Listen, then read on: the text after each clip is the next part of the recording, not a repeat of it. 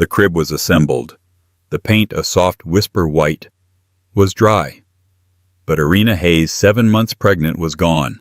The only thing left was a note taped to the empty nursery door, 4 sentences that would ignite a firestorm. I saw you. I know what you are. Don't look for me. The baby deserves better. When her husband Marcus Hayes read those words, his first call wasn't to the police. It was to his lawyer. He didn't feel grief. He felt a cold, sharp panic. She knew. But what did she know, and who had she seen? To anyone in the affluent suburb of Silver Creek, Irina and Marcus Hayes had it all.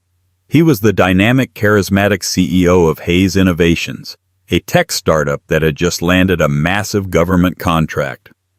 She was the brilliant, beautiful former forensic accountant who had given up her career to support his, and who was now 7 months pregnant with their first child.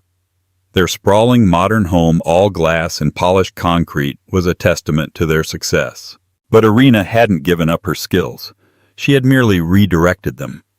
For 6 months, a tiny, cold dread had been growing in her stomach right alongside her baby. It started with the small things. The hushed phone calls Marcus took on the balcony, the late nights at the office that reeked of an unfamiliar, expensive perfume, not her Chanel, but something heavier, muskier. It was the way he flinched when she touched his phone, the way his eyes slid past hers when she asked about his day. Marcus, a master of gaslighting, had a defense for everything. The calls were sensitive negotiations. The scent was from a client meeting at a cigar lounge. Her questions were hormonal and paranoid.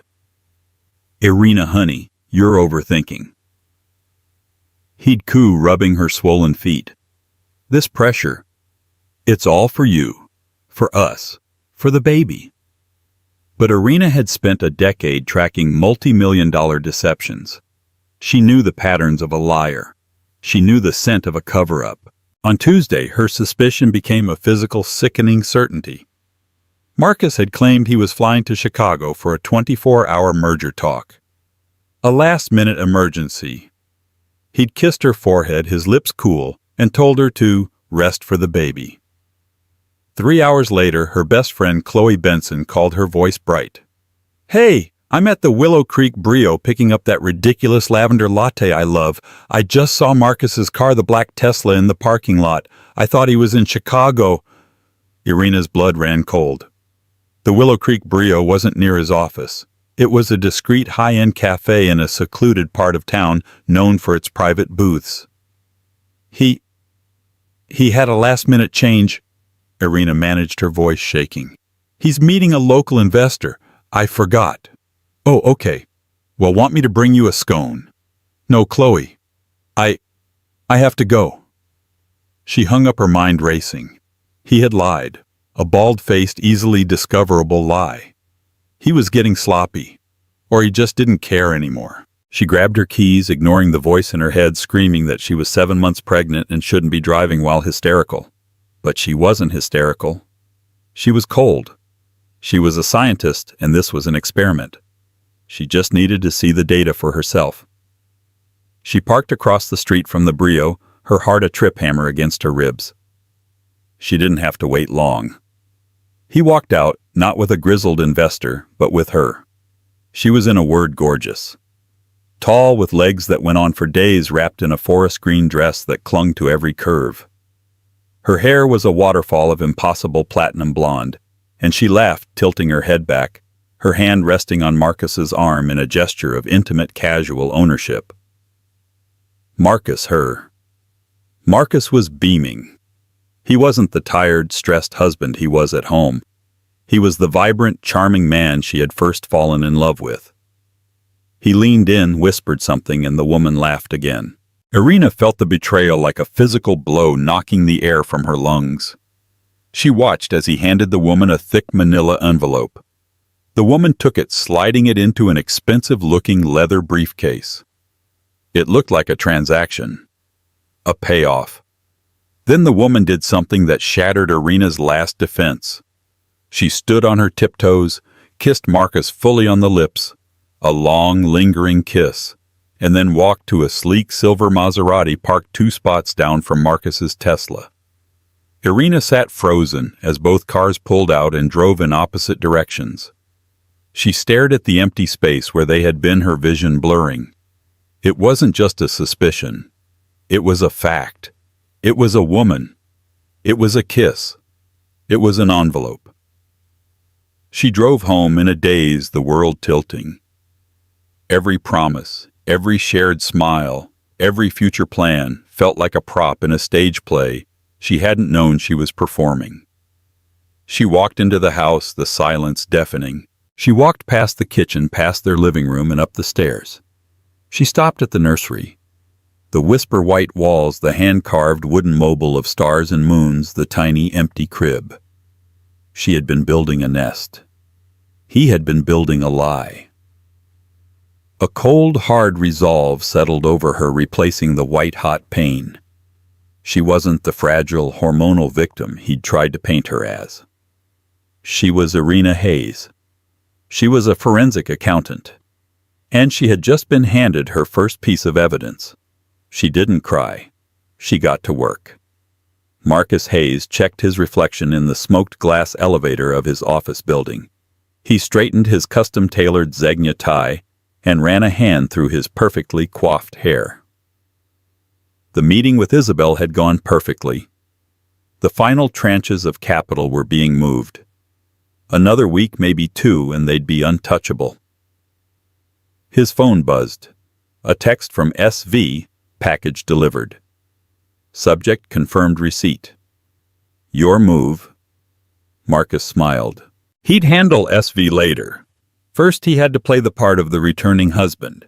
He'd already sent the flight delayed text to Irina full of fake apologies. He'd pick up flowers, rub her feet, and listen to her complain about her back. The thought made him sigh. She had become so maternal, so dull. He walked into his house at 8:02 p.m. Irina, I'm home. Silence. The silence was absolute. Not just quiet, but a heavy, oppressive void. There was no TV on, no music playing, no sound of her pottering in the nursery. Irina, he called again, a flicker of annoyance, not concern in his voice. The kitchen was dark. A single teacup sat on the counter, cold. He walked through the downstairs. Nothing.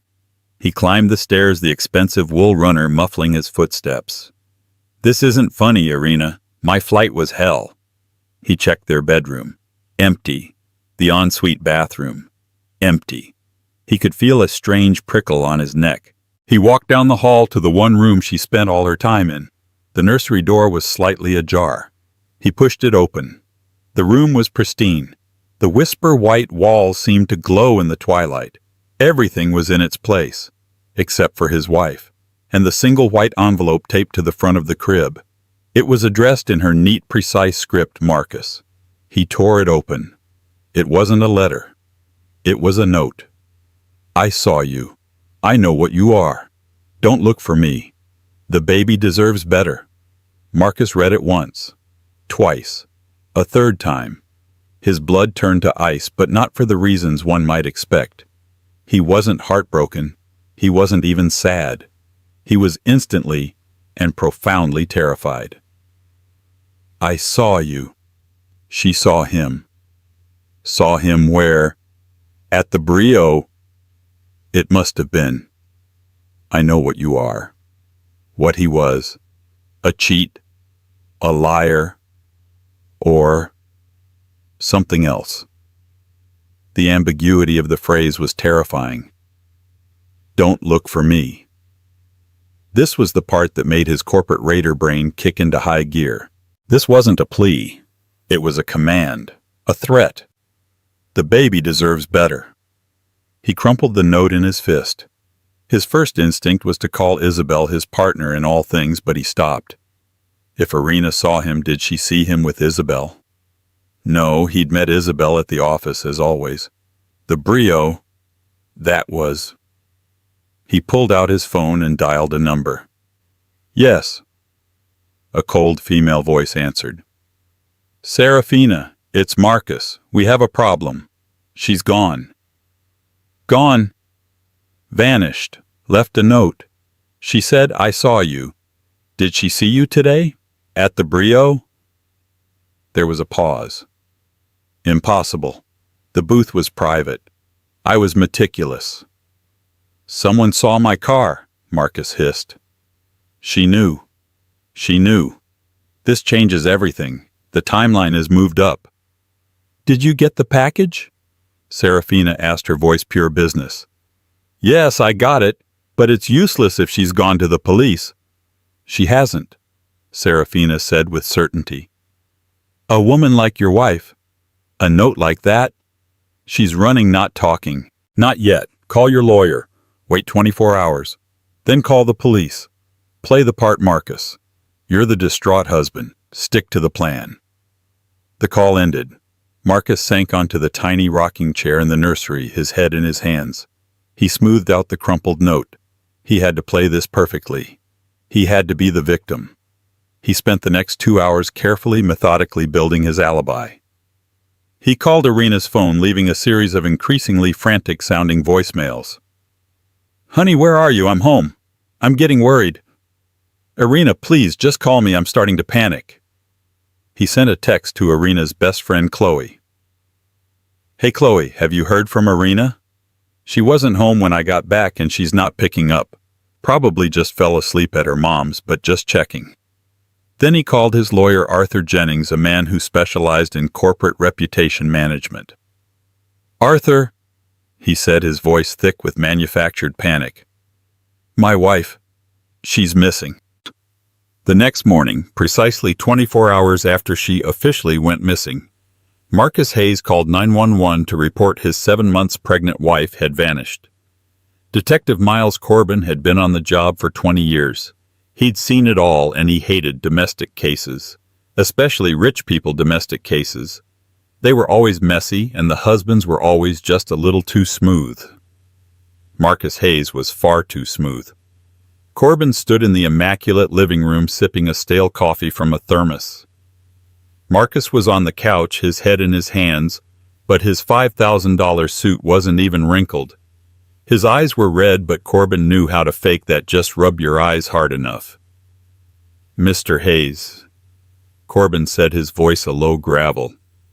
Let's go over this again. You got home from a business trip at 8 p.m. You found this note. He held up the note now in an evidence bag. And you waited 24 hours to call us. Why, my lawyer, Arthur Jennings. Marcus stammered. He said that since she left a note, she wasn't missing. She was voluntarily absent. He said she was pregnant and hormonal and probably just at a spa or her mother's, and that calling the police would just create a panic. But I couldn't wait any longer. My pregnant wife is gone. Corbin's eyes narrowed. Jennings. Of course. The shark. Hormonal. Corbin repeated, his voice flat. Right. The front door burst open and a woman flew in, her face pale and blotched with tears. Where is she, Marcus? What did you do? This was Chloe Benson, Irina's best friend. She shoved past a uniformed officer and got right in Marcus's face, her finger jabbing his chest. Chloe, please, Marcus said, putting on his grieving face. Don't you Chloe please me, you monster, she shrieked. She called me. She was terrified of you. She knew you were cheating. The air in the room went still. Corbin looked at Marcus. Is that true, Mr. Hayes? Were you cheating on your pregnant wife? No, Marcus said too quickly. That's ridiculous. She was not herself. The hormones, the pregnancy, she was paranoid. She'd been accusing me for months. She wasn't paranoid, Chloe yelled, tears streaming down her face. She was a forensic accountant. She saw patterns, and she saw you liar. She told me she was going to leave you. She was just waiting until the baby was born. Chloe, you're not helping, Marcus said, his voice turning cold. The mask was slipping. Oh, I'm not helping you, Chloe spat. I'm helping her. Detective. She turned to Corbin, her eyes flashing. Check his alibis. Check his phone. He's been lying to her for a year. And check her sister Isabelle. Isabelle Croft. She's his CFO. The two of them. They're too close. Irina hated it. Marcus shot to his feet. That is enough. Isabelle is her sister. You're grieving Chloe, but you are not going to slander me or her family. Slander. Chloe let out a bark of a laugh. You're the one who flew to the Caymans last month with her. Wasn't it team building you called it? Irina saw the tickets. Corbin stepped between them. Ma'am, thank you. We'll look into all of it. He turned to Marcus. Mr. Hayes, I need a list of your wife's known associates, and I'm going to need your phone and your computers. All of them. Marcus's face went white. The smooth, grieving husband was gone. In his place was a cornered animal. You can't... My lawyer. Your lawyer can talk to my captain. Right now your wife is a high-risk missing person. That baby's viability is on the line. I am not playing games. Give me the phone. As Marcus reluctantly handed over his iPhone, Chloe grabbed Corbin's arm. Detective? She whispered, her voice low and urgent. Irina was smart, smarter than him. If she left, she did it for a reason. She wouldn't just disappear. He did something. Corbin nodded. I'm starting to believe you, ma'am. He walked out of the house, phone in hand. The media vultures were already gathering on the lawn. This was going to be a circus. But as he looked back at the house at Marcus watching from the window, his face a mask of fury, Corbin had a gut feeling. This wasn't a missing person case. This was a prelude to a homicide. The news reports were frantic. Pregnant local woman Irina Hayes vanishes. Husband fears foul play. A woman in a simple gray hoodie watched the broadcast on a small television, her face impassive. She took a sip of herbal tea and muted the sound. The room was Spartan. A bed, a dresser, a small kitchenette. It was a long-term rental at a place called Safe Harbor Properties, a high-security, low-profile residence designed for people in witness protection or escaping domestic situations. Irina Hayes, very much not missing, placed a hand on her stomach. It's okay, little one, she whispered. Mommy's just at work. The door opened and a woman walked in. It was the gorgeous affair from the Willow Creek Brio. You're all over the news, the woman said, pulling a laptop from her leather briefcase. Good, Irina said. Is he panicking? Panicking doesn't cover it, said the woman. This is Serafina Vance, not SV, not mistress. She was the top-rated private investigator at Vance Investigative Solutions. He called me, you know, Serafina said, setting up the laptop. Right after he found your note. He thinks I'm his mistress, the one you saw. You played the part well, Irina said, a small cold smile touching her lips. That kiss was convincing.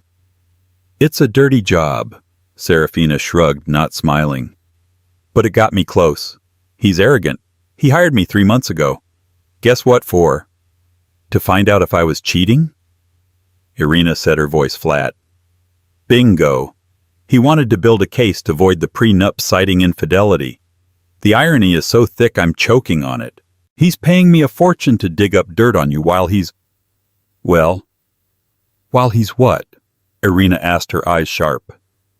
This was the flashback, the real story. Irina hadn't just suspected an affair. She knew.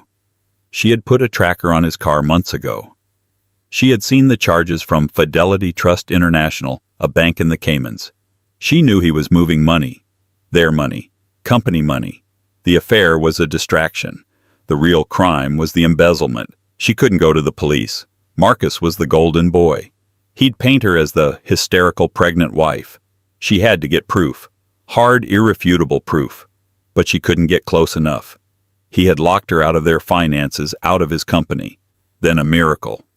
She checked his browser history. He was sloppy about clearing everything and saw a search for Vance Investigative Solutions. She did her own research. Serafina Vance. The best. Irina had taken the biggest gamble of her life. She had gone to Serafina's office before Marcus could. He's going to hire you, Irina had said, sitting across from the intimidatingly chic investigator. He's going to ask you to investigate me for infidelity. Serafina had raised a perfectly sculpted eyebrow.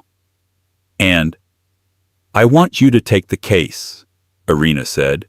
"Take his money. And while you're investigating me, I want you to be my inside agent. I want you to investigate him."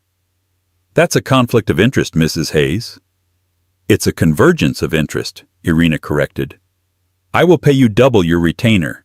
He's cheating on me, but that's not what I care about. He is a criminal. He's embezzling from his own company, Hayes Innovations.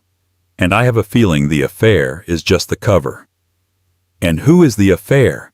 Serafina had asked. Irina's voice broke for the first time.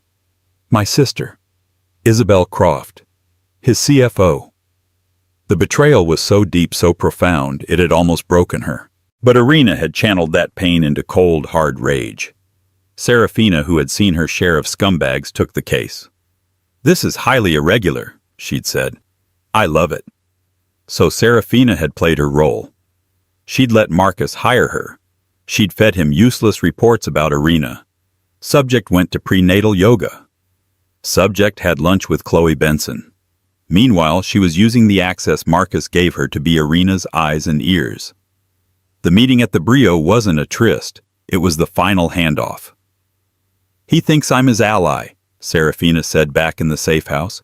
"He thinks the envelope I gave him, which I told him was the proof he needed against you, was the only one. He has no idea about the one he gave me."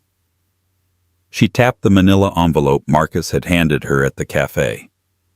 "So, what did he give you?" Irina asked. "He's dumber than I thought," Serafina said. "He thinks I'm just a PI. He doesn't know my background is in digital forensics. He asked me to secure some files for him. He thinks I'm his partner in crime. He gave me a hard drive." "A hard drive?"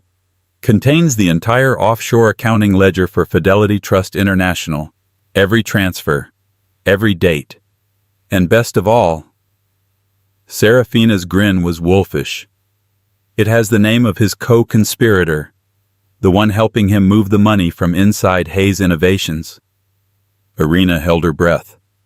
"My sister, Isabelle Croft, signed and dated on every transfer authorization." Irina let out the breath she'd been holding for a year. "He's ruined." "They both are," Serafina corrected. "Your note was genius. It sent him into a tailspin. He's focused on the affair and the missing wife, just like you predicted.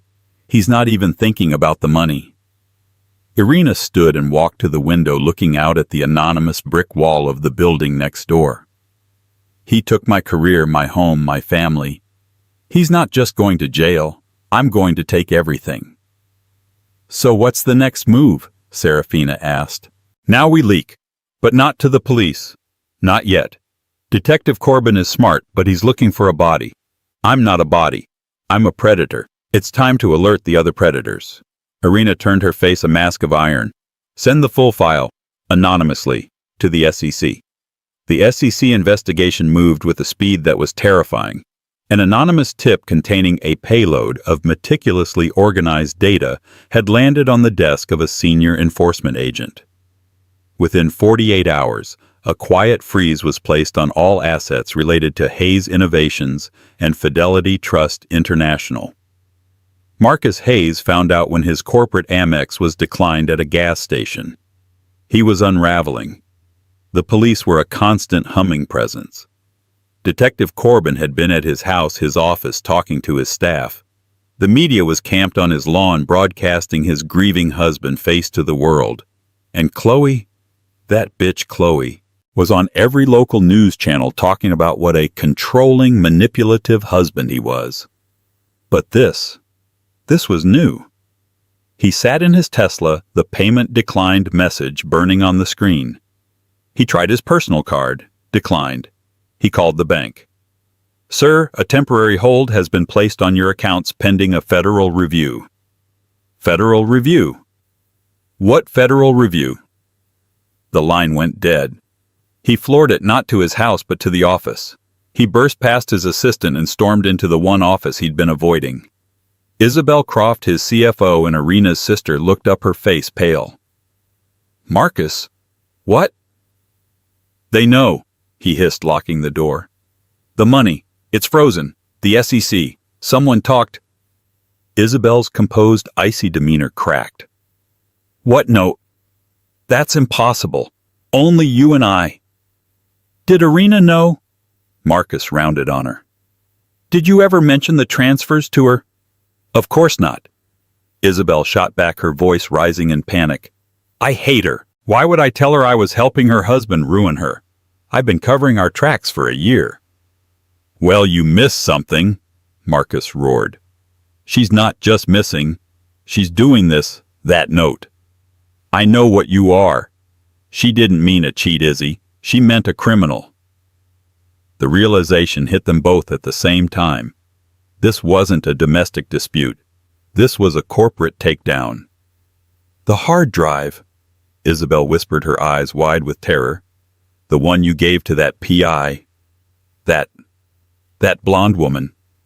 Serafina Vance, Marcus growled. She played me. Irina must have gotten to her first. She was a double agent. Oh, God, Marcus. Isabelle began to hyperventilate. My name is on everything. Calm down, he snapped. We're not done.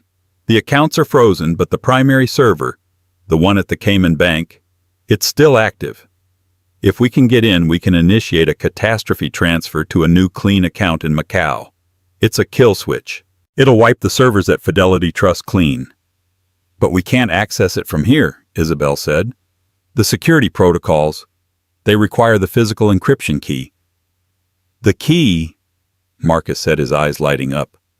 The key isn't here. It's in the one place no one would ever look. Where? The one place she's been building for a year. The one place she thought was hers. He strode out of the office. The nursery. It's in the nursery. He had been so clever. When Irina had insisted on a state-of-the-art air purifier for the baby's room, he'd obliged. He'd bought the Everest Pure Air 5000, a top-of-the-line model. What Irina didn't know was that he'd hollowed it out.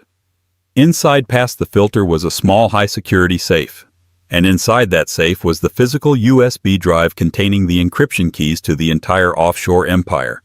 It was the only copy. He'd thought it was poetic. Her nest was built around his biggest secret.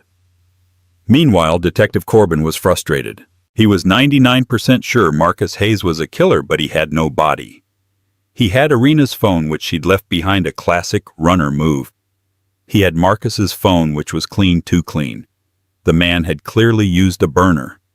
He was grilling Chloe Benson for the third time. I'm telling you, Chloe insisted. Irina isn't a victim. Not in the way you think. She wouldn't just run, she'd fight. She's a forensic accountant. She'd build a case. A case for what? Corbin sighed. Divorce. For everything, Chloe said. Her sister, Isabelle. Start there. I'm telling you, she's the key. Irina always said Izzy's been jealous of me since birth. She'd do anything to take what's mine. Corbin's phone rang. It was the forensics lab. Detective. The tech said, you were right. The husband's phone was a bust.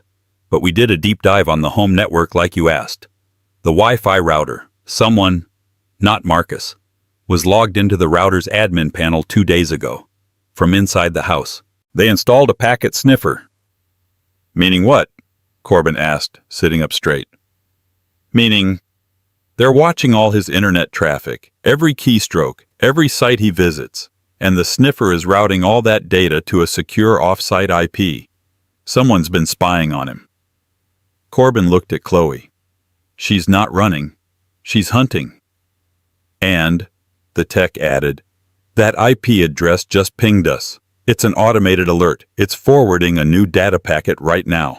The subject, Marcus Hayes, is currently at his home address and is trying to access, let me see, a secure server based in the Cayman Islands. Corbin was on his feet. He's at the house. He's destroying evidence. Get me 2 units. Now. Marcus and Isabelle tore through the house. The media on the lawn scrambled as Marcus's Tesla ripped up the driveway, Isabelle's car right behind. Ignore them, Marcus yelled, pushing past the front door. They ran up the stairs to the nursery. The room was just as he'd left it, quiet, calm, and waiting. The purifier, he said, moving toward the high-tech white obelisk in the corner. Marcus, the police, Isabelle said, peering nervously out the window. A car. It just pulled up. It's just the media. Get over here and watch the door. Marcus pulled the purifier away from the wall. He unlatched a hidden panel, bypassed the filter, and accessed the small digital safe. He typed in his code. It clicked open. Inside, resting on black velvet, was a small, sleek USB drive. Got it, he breathed. Thank God, Isabelle said, relief flooding her face. Now my laptop, in my office. They ran to his home office, the nerve center of his operation. He slammed the door, sat at his desk, and plugged in the drive. Isabelle hovered over his shoulder, wringing her hands. Okay, he said, his fingers flying. I'm in. Accessing the Fidelity server, bypassing the SEC freeze, routing to the Macau hub. A series of code windows flashed on his screen. Come on, come on. It's working, Isabelle whispered. The transfer bar. It's moving. Just a few more seconds, Marcus said, a triumphant, ugly grin spreading across his face. It's all going. Everything. They get nothing. She gets nothing. Beep, beep. A new window popped up on his screen. It was red. Access denied. File integrity compromised. System lockdown initiated. What? Marcus yelled. What is this? He tried to close the window. It wouldn't close. He tried to pull the USB. The system wouldn't eject. A new file appeared on his desktop. A video file. It was named A Message for Marcus. Don't click it, Isabelle screamed. But he already had. The screen flickered and a face appeared. It was Irina. She wasn't in a dark, damp basement. She wasn't at a spa.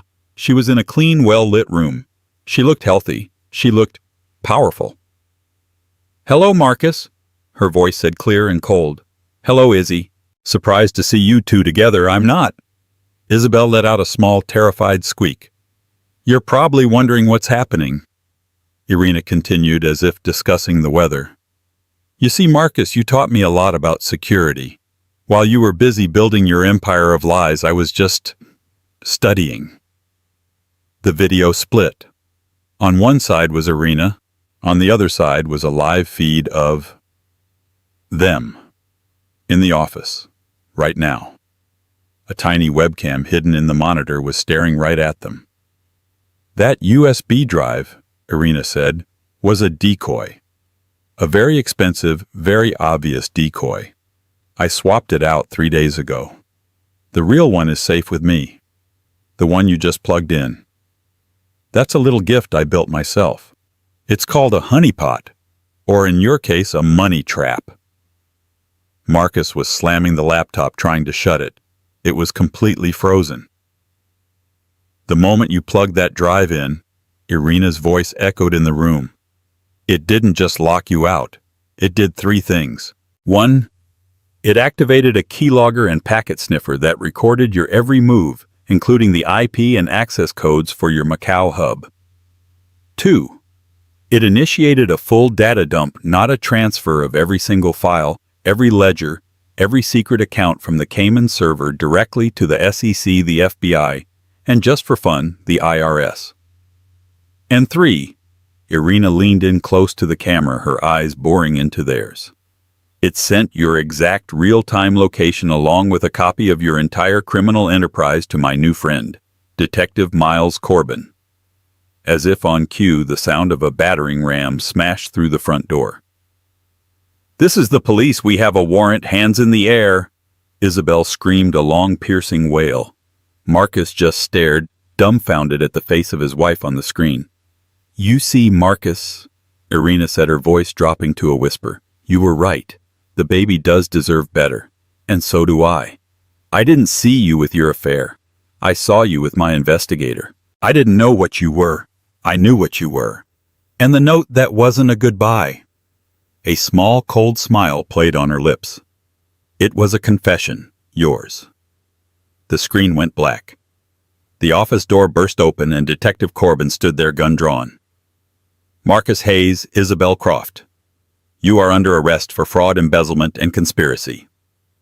As he was cuffed, Marcus looked at the blank laptop screen, his entire empire, his entire life reduced to a black mirror. He had been so busy watching his back he never realized the person he should have been afraid of was the pregnant woman sleeping next to him.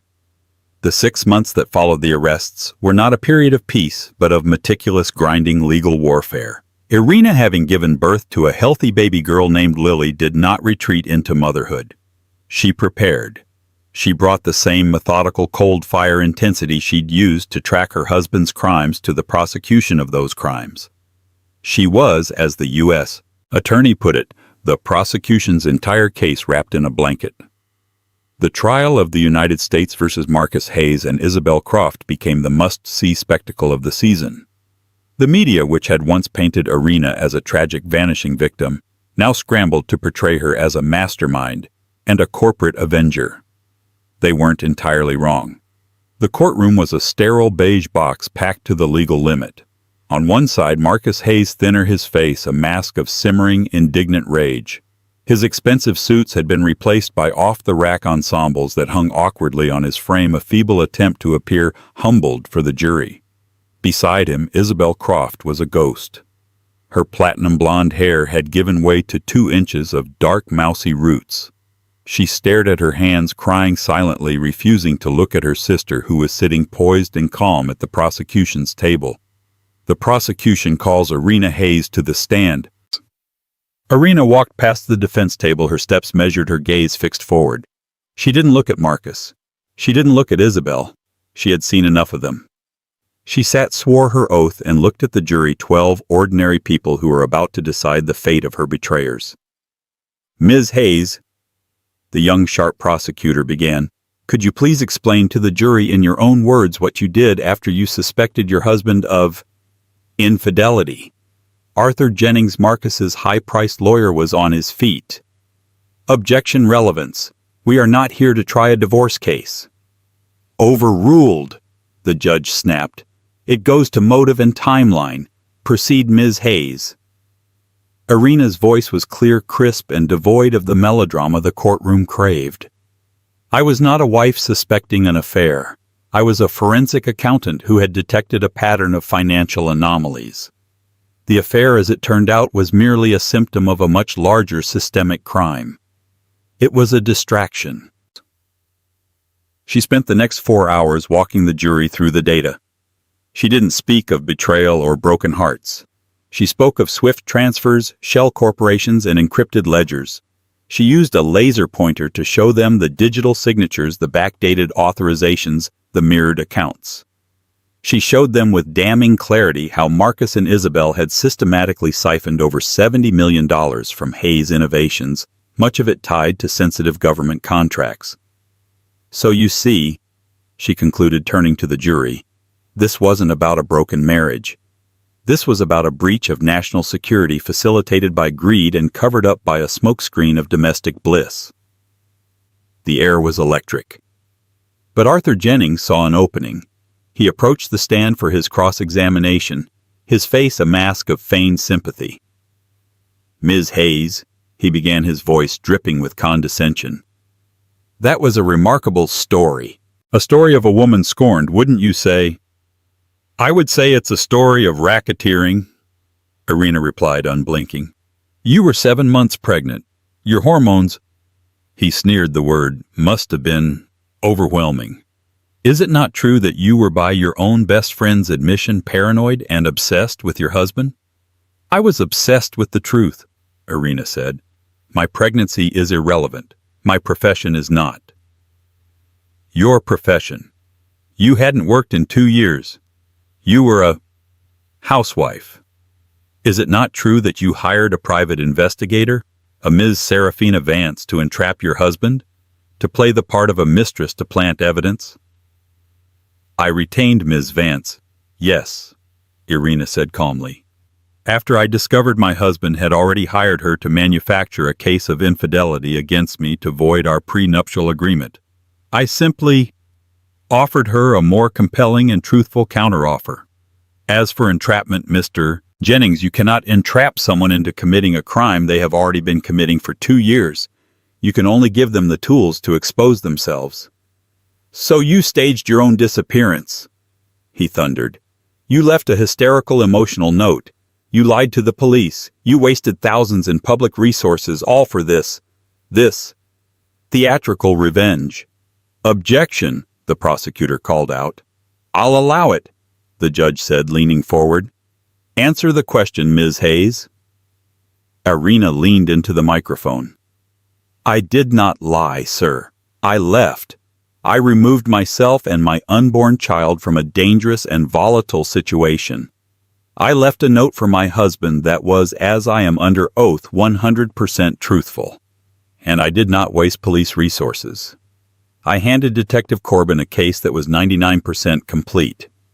The theatrics, as you call them, were the only way to get a man like Marcus Hayes, a man who believes he is above all law, to make a mistake. It was the only way to get him to walk into the trap he himself had set. The trap? Jennings scoffed. And what trap was that? The hard drive, the one you admit to planting in his nursery safe. Mr. Jennings, Irina said, a small cold smile touching her lips. My husband wasn't arrested because of the hard drive I planted. He was arrested because while his entire life was imploding, his first and only instinct was to run to his home office with his co-conspirator to access a multi-million-dollar illegal offshore account. He was arrested because his greed was more powerful than his common sense. I didn't trap him. I simply illuminated the bars of a cage he had been building for himself for years. Jennings was silent. He had no more questions. The final devastating blow came the next day. The prosecution played the video, the entire video, the one captured by the webcam in Marcus's office monitor, triggered by the honeypot USB drive. The jury watched in rapt horror as the two most powerful people at Hayes Innovations, the charismatic CEO and the brilliant CFO, dissolved into raw animalistic panic. They watched Marcus slam his fists, watched Isabelle hyperventilate. They heard him yell, "She's doing this, that bitch. She's taking it all." They heard Isabelle's piercing wail, my name is on everything." And then they watched the split screen as Irina's pre-recorded message played, explaining in cold, precise detail exactly how they had just destroyed themselves. The video ended and the courtroom was silent. The jury was out for less than an hour. On the charge of conspiracy to commit wire fraud, guilty. On the charge of embezzlement, guilty. On the charge of money laundering, guilty. 24 counts in total. Guilty, guilty, guilty. Isabelle Croft collapsed a boneless heap and had to be carried from the courtroom by the bailiffs. Marcus Hayes did not move. He simply stared not at the judge, not at his lawyer, but at Irina. His face was no longer angry. It was for the first time empty.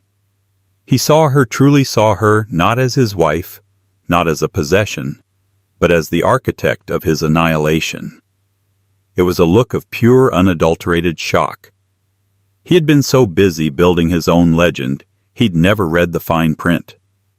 Irina stood, adjusted the lapel on her blazer, and walked out of the courtroom, never once looking back. The harvest of karma was brutal and swift. Marcus Hayes, as the ringleader and a violator of government contracts, was sentenced to 20 years in a federal medium-security prison. Isabelle Croft, for her cooperation after the guilty verdict, a desperate last-ditch attempt to save herself, received 12. Hayes Innovations was dissolved, its assets seized by the government to pay back the contracts it had defrauded. The gleaming glass and steel building was padlocked. The brand Hayes was now synonymous with disgrace. Arthur Jennings was later investigated for his corporate reputation management tactics, which skirted the line of witness tampering. Irina saw her sister one last time in a sterile transport holding area before she was sent to prison. Irina had requested the meeting. Isabelle sat behind the thick glass, her face puffy and sallow, her hands cuffed. "Why are you here?" Isabelle whispered, her voice raw. "To gloat, to watch me suffer." "No," Irina said, her voice soft. "I'm here to understand." We were sisters. Isabelle let out a sound, a broken wet cough that was almost a laugh. Sisters, you were always the brilliant one, the beautiful one, Mom and Dad's favorite. You got the high-powered career. You got him. He was my husband, Izzy. And I was his CFO, she shrieked, slamming her cuffed hands on the table. I was the one who made that company work. I built the financial models, I secured the financing. He saw me. He told me I was the brilliant one. He told me, with you out of the way, we could be. He used you, Izzy. Irina said, the tragedy of it all finally settling on her. He used your jealousy. He used your talent. He used me to build his company, and he used you to rob it. We were just two different tools in his box. He loved me, Isabelle whispered, a tear rolling down her cheek. He didn't, Irina said, standing up. He doesn't love anyone, not even himself. He only loves the idea of winning. And in the end, that's what he'll have. A 20-year-long reminder that he lost. Goodbye, Isabelle. She left her sister there weeping for a man who had already forgotten her name, a prisoner of a jealousy she had nursed her entire life. A month later, there was a knock on the door of Irina's new apartment. It was a bright, cozy two-bedroom filled with the scattered, happy chaos of a newborn, a playmat, a bottle warmer, a half-assembled mobile. It was a life, not a showroom. She opened the door, baby Lily asleep on her shoulder. Detective Miles Corbin stood there, his hat in his hands. "Ma'am, Ms. Hayes?" he said, shifting awkwardly. "Detective." She smiled.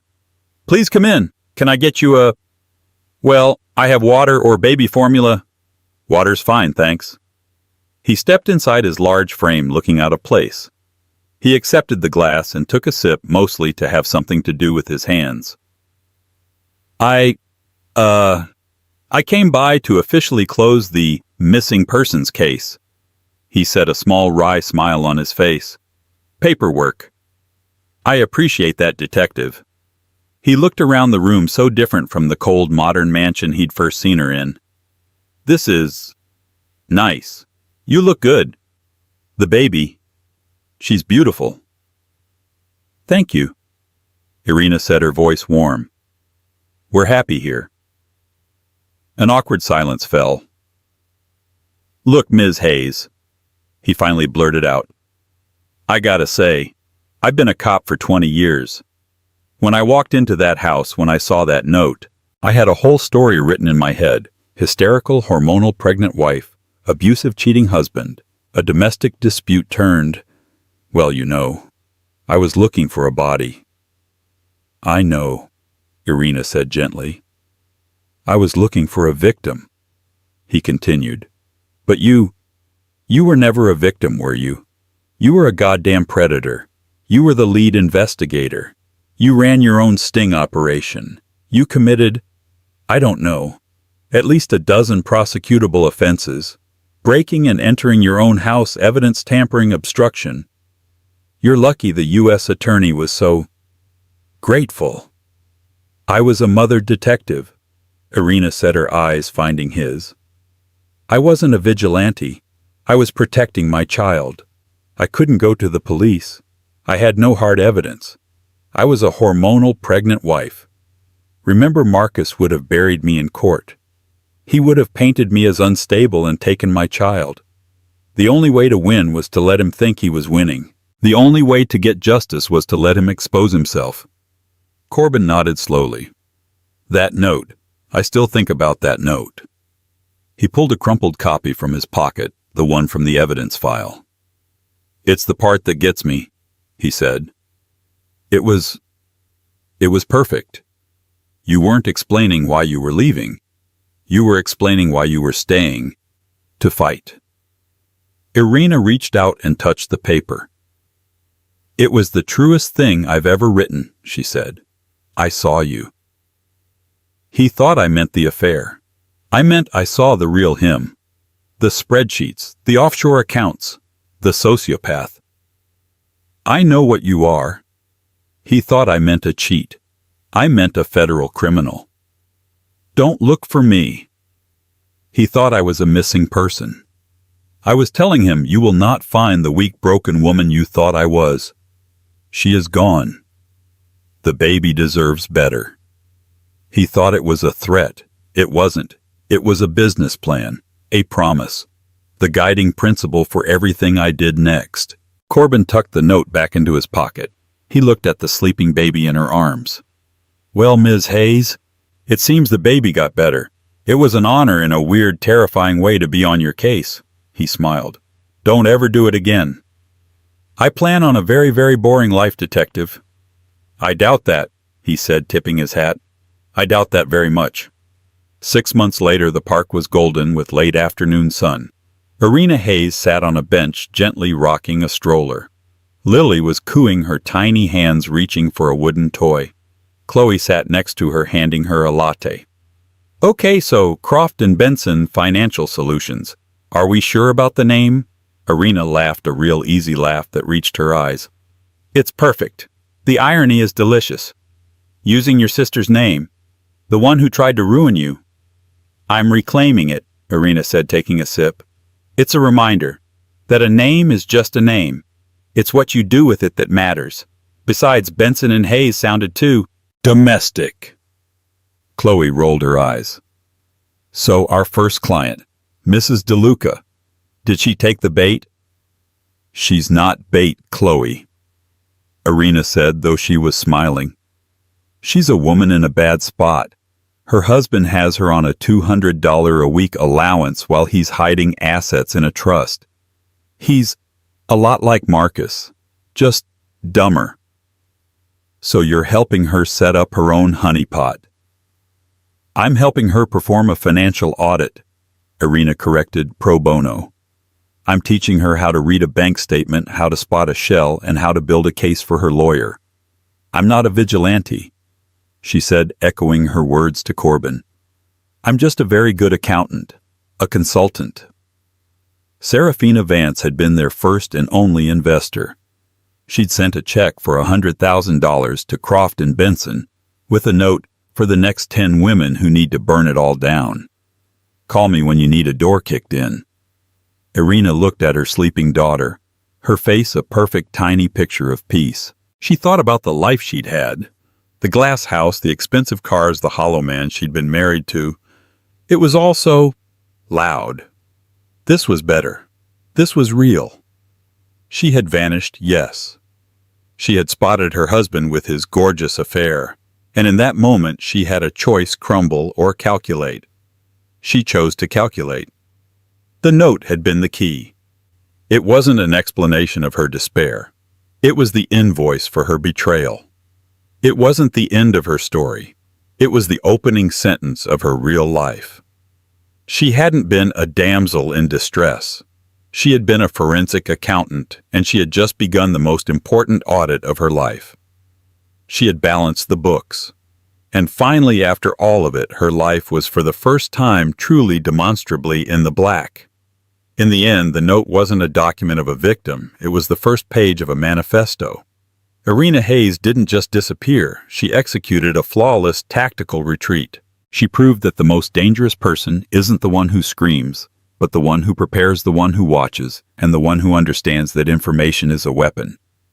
Marcus and Isabelle learned that hard karma isn't just a saying. It's a receipt for every betrayal delivered in full with interest. They thought they were building an empire, but they were just building their own prison. Irina and her baby girl are safe now, a powerful reminder that a new honest life can be built from the ashes of a devastating lie.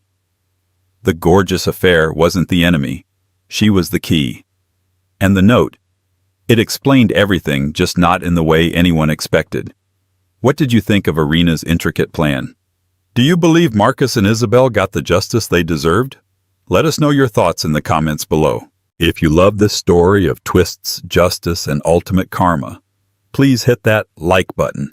Share this video with someone who loves a good drama, and most importantly, click subscribe and ring the bell so you never miss one of our real-life stories. Thanks for listening.